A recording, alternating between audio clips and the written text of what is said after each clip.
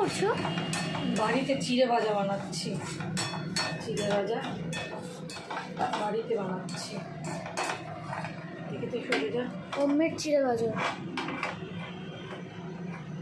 টিস্যুগুলোর ওপরে চিড়েটাকে ভেজে ভেজে তুলছি। টিস্যুতে না তেলটা টেনে নেবে। এই যে এখানে ভেজে রেখেছি চিড়ে, কারি পাতা সব ভেজে ভেজে রেখেছি। এখানে আরও ভাজছি। এদিকে চলে যাবে। একটু সময় লাগে তো করতে, করলে খুব ভালো লাগবে খেতে। টিস্যুতে তুললে তেলটা টেনে টেনে নেবে। এবার টিস্যুটা চেঞ্জ করার টাইম এসে গেছে। এবার অন্য টিস্যু দেবো। আর একটু তেল দিলে হবে, কিন্তু আর তেল আমি দেবো না।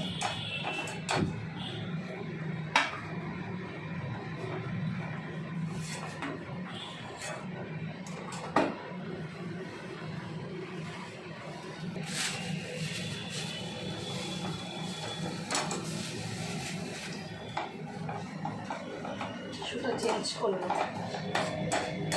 লাস্টে চিড়েটা,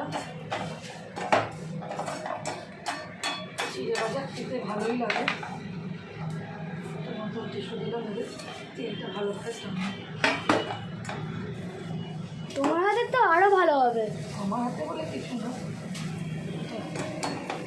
চিড়েটা ভাজতে একটু সময় লাগে। একটা মশলা করে রেখেছি, বন্ধুদের পরে দেখাচ্ছি।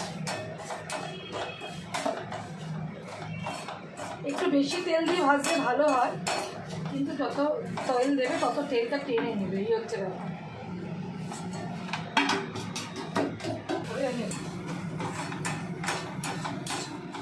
পুরো তেলটাও হলো, আমার ভাজাটাও শেষ হলো।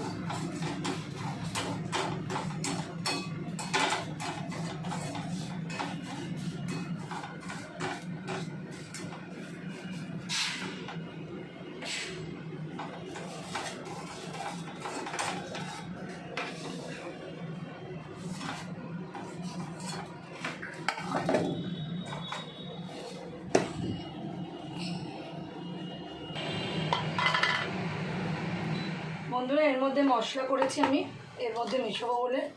এর মধ্যে নুন আছে, বিট নুন, ধনে, জিরে, লঙ্কা, একটুখানি হলুদ আর একটুখানি সুগার মশলা করেছি। এটা মেশাবো। এই মশলাটা মেশালে পুরো পারফেক্ট দোকানের মতো খেতে হবে। আমার দোকানের থেকেও 3 গুণ ভালো। এটা মিশিয়ে নিলাম।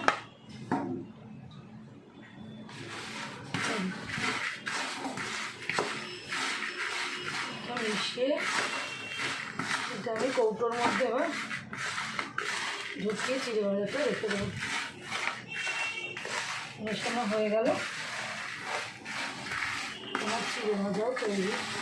এর মধ্যে আমি ছোলা দিতে পারি, কাজু বাদাম দিতে পারি, কিশমিশ দিতে পারি, অনেক কিছুই দিতে পারি। বাট এই মুহূর্তে এগুলো দিয়েই করলাম। এরা কৌটোতে ঢুকিয়ে রাখবো। কৌটোতে রাখার পর আপনাদের দেখাচ্ছি।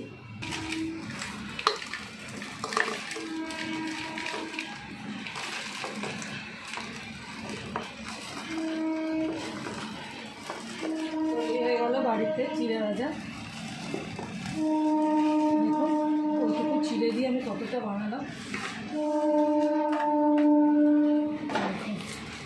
তৈরি হয়ে গেল আমার বাড়িতে বানানো চিড়ে ভাজা।